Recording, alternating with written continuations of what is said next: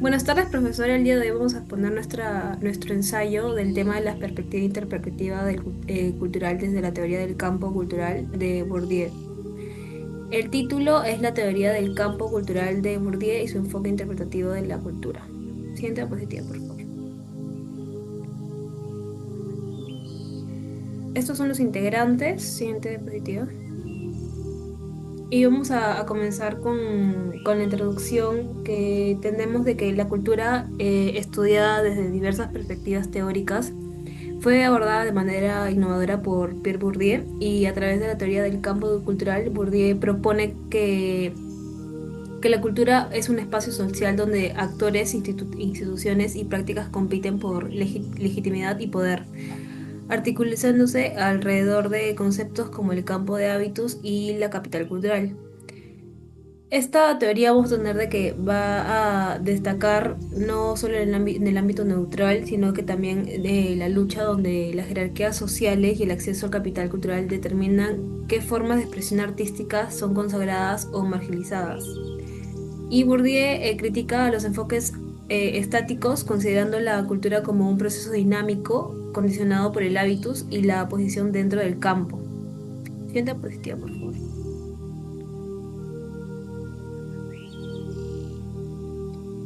Bueno, tenemos dentro de lo que va a ser el concepto del campo en la teoría de Pierre Bourdieu. Vamos a tener la parte que va a ser de que va a ser un espacio social relativamente autónomo, donde se desplieguen las relaciones de poder y dominación entre los actores. Tenemos que dentro de estas características del campo, cada campo que va a ser cultural, económico, político y educativo, tiene reglas, normas y lógicas internas que configuran la interacción entre los agentes y la distribución de recursos. En el dinamismo del campo, tendremos de que Bourdieu concibe el campo como un sistema dinámico donde los actores luchan constantemente por posicionarse y mejorar su situación en relación con otros. En los tipos de capital tendremos de que la lucha en el campo no se realiza solo a través de medios económicos, sino también mediante una inversión de capital cultural, social y simbólico. Siguiente diapositiva, por favor. En lo que va a ser la definición del campo, vamos a tener de que el campo va a ser un ámbito donde se producen y validan formas de expresión artística, literaria y simbólica, con interacciones entre artistas, críticos, instituciones y consumidores que determinan qué obras son consideradas valiosas o legítimas. En la lucha de posiciones vamos a tener de que Bourdieu introduce el concepto de luchas de posiciones donde los actores buscan la validación de su trabajo y la capacidad de influir en la definición de lo que se considera una cultura legítima, compitiendo por el reconocimiento social, premios, posiciones y la constitución de una carrera. Siguiente diapositiva, por favor.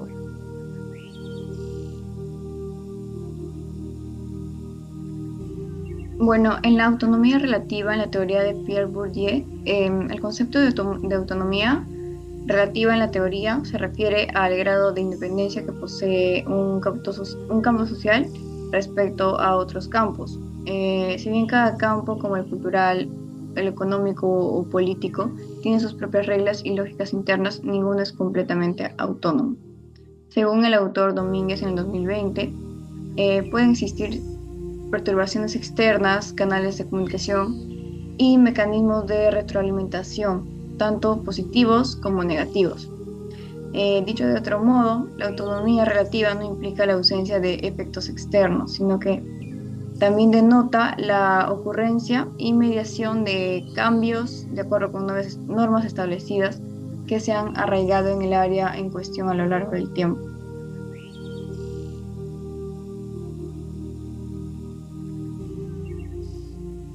Con respecto al hábitus, mm, es un conjunto de disposiciones duraderas que los individuos adquieren a lo largo de su vida a través de su experiencia social y además guían sus percepciones, acciones, gustos de manera inconsciente.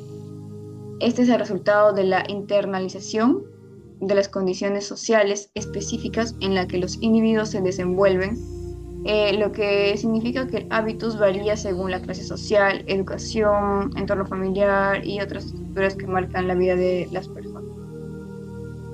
Según el autor Ataide en 2020 comenta que Bourdieu,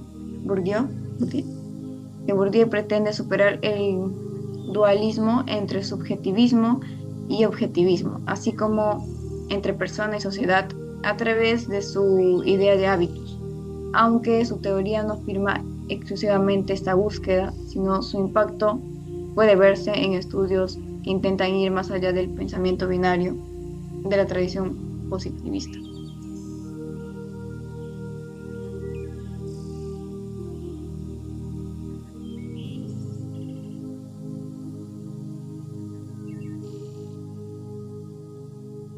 Bueno, ahora tenemos lo que es la relación entre hábitos y campo.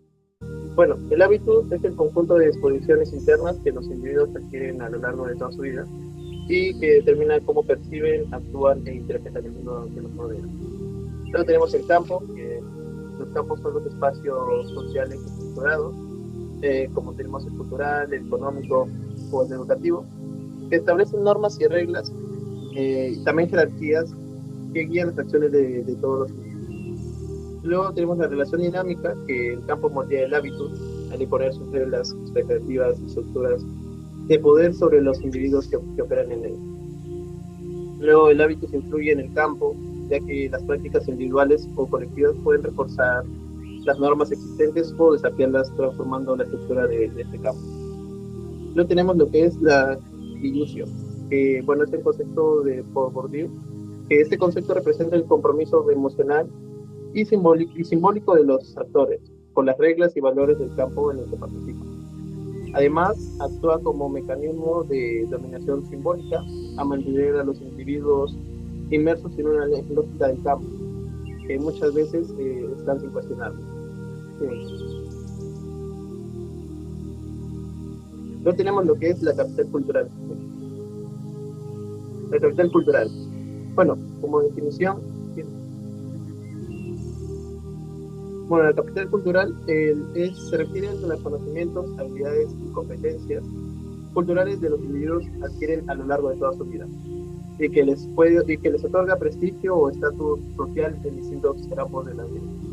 Luego tenemos sus formas, que en formas tenemos el incorporado, el objetivado y el institucionalizado.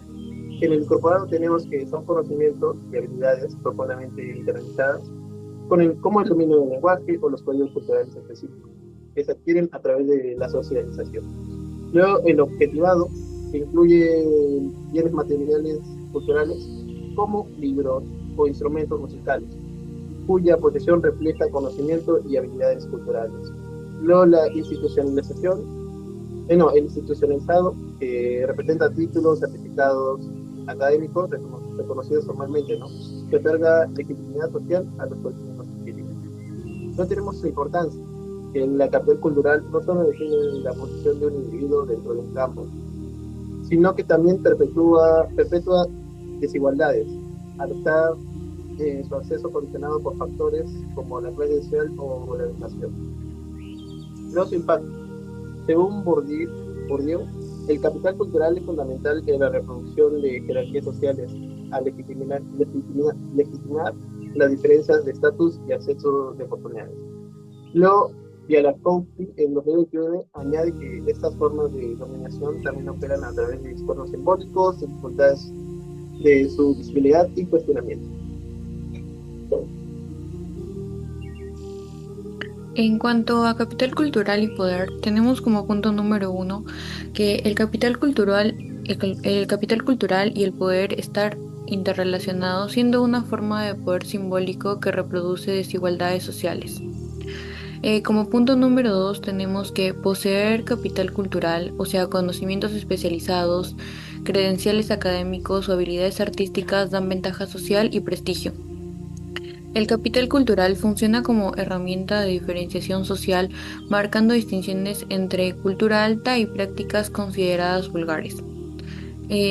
Como punto número 4 tenemos que definir qué es culturalmente valioso. Es un poder simbólico que permite imponer visiones y gustos como legítimos y marginados otros.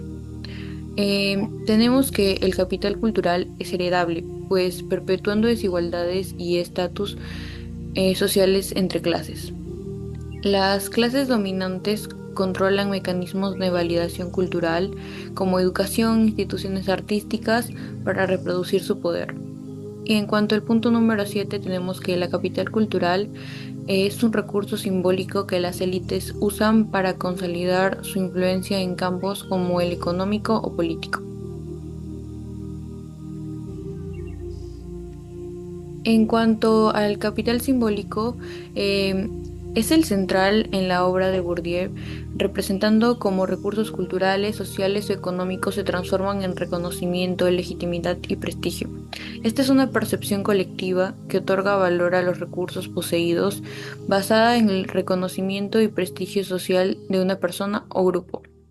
El reconocimiento del capital simbólico se produce mediante de reconocimiento de un proceso social de reconocimiento que legitima cualidades, títulos o bienes como valiosos.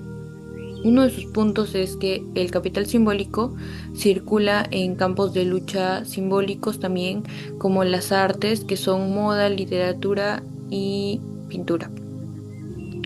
El segundo punto sería que está vinculado al poder, ya que permite a quienes lo poseen imponer sus visiones y valores en un campo social. El tercer punto es que funciona como un poder invisible que legitima posiciones y bienes presentándolos como naturales o justificados. Por ejemplo, si un artista prestigioso acumula capital simbólico cuando su obra es reconocida y su autoridad en el arte es aceptada. El cuarto punto sería que el capital simbólico enmascara relaciones de poder, presentando jerarquías y distinciones sociales como legítimas y naturales. Em, Bourdieu considera una forma de violencia simbólica que perpetúa desigualdades al legitimar relaciones de dominación. En el sexto punto tenemos que en el campo político los líderes carismáticos con capital simbólico influyen por ser percibidos como dignos de autoridad y respeto. En el séptimo punto tenemos que este es un medio para transformar recursos sociales en poder real, permitiendo así convertir la capital económica o cultural en simbólico y viceversa. Octavo punto es las élites acumulan capital simbólica para controlar procesos de validación y legitimación social, reforzando así las jerarquías. Y como noveno punto, tenemos que es un recurso clave para consolidar poder en cualquier campo social.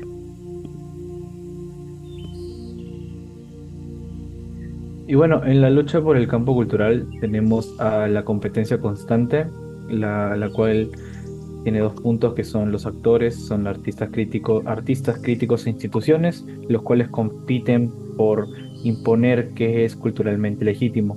Y también tenemos la lucha que gira en torno a la capital simbólica, que es el reconocimiento y el prestigio.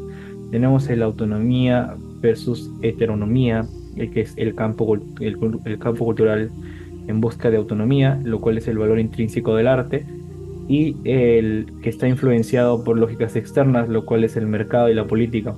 Tenemos la dinámica del poder también, que son los actores dominantes, los cuales refuerzan jerarquías culturales, y los subalternos que desafían esas jerarquías para poder ganar legitimidad. Y tenemos también el impacto, lo cual es cultura valiosa y reproduce estas desigualdades simbólicas que existen. Siguiente. Y en la distinción del consumo, de la decisión y el consumo cultural, tenemos el gusto y posición social, violencia simbólica, consumo cultural y capital simbólico. Gusto y posición social, tenemos que los gustos culturales reflejan el capital cultural y la clase social de uno. Y las élites consumen una cultura legítima, arte clásico, literatura, por poner algunos ejemplos, mientras que las clases populares consumen formas menos valoradas.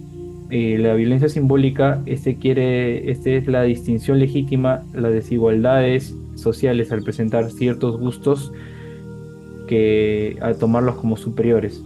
El capital simbólico quiere decir que las élites controlan instituciones culturales, definiendo qué es lo valioso y qué no. Esto perpetúa y naturaliza las jerarquías sociales. Y el consumo cultural es una herramienta de clasificación social y una forma de lucha simbólica por reconocimiento y legitimidad.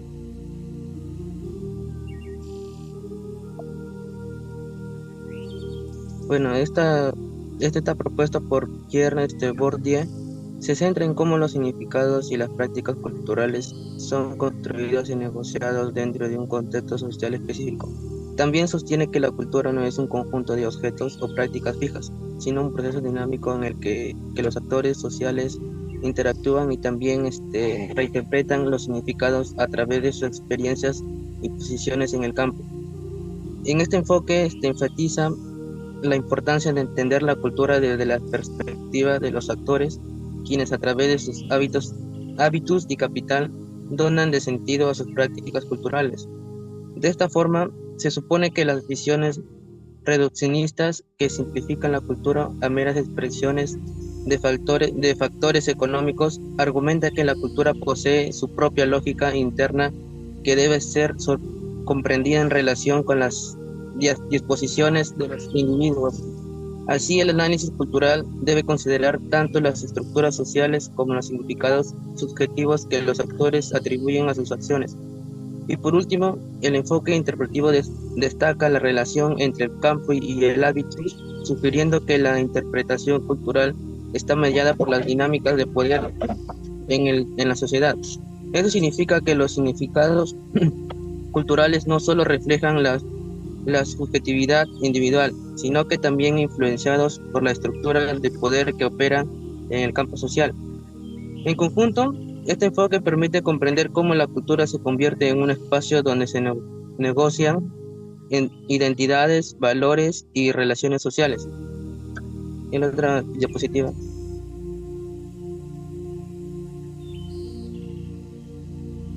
Como conclusiones, primero tenemos que la teoría del campo cultural de Pierre Bourdieu proporciona un marco valioso para entender cómo las prácticas culturales y los significados son el resultado de interacción dinámicas entre los actores sociales, sus hábitos y los campos en los que operan, y que reflejan la complejidad de las relaciones sociales. Por otro lado, la capital cultural en sus distintas formas, incorporado, objetivo e institucionalizado, juega un papel crucial en la determinación del estatus social y la legitimación de las distintas culturales, contribuyendo así con la reproducción de las jerarquías sociales. Otro punto también es la lucha en el campo cultural, que es un proceso constante en el que los actores compiten por el reconocimiento y la legitimidad, lo que revela cómo el capital simbólico se convierte en un recurso fundamental para ejercer poder y mantener las diferencias sociales. La distinción y el consumo cultural son mecanismos a través de las culturas. Las élites sociales se diferencian en la legitimidad, utilizando sus prácticas culturales para establecer criterios de validez, y también las formas culturales asociadas a través populares. Y como último punto tenemos el enfoque interpretativo, que enfatiza que la cultura debe ser entendida como un proceso en el que los significados son construidos y negociados como un contexto social específico, también reflejando la relación entre el campo y el hábitus, así como las dinámicas de poder que influyen en la producción y legitimación de la cultura. Gracias.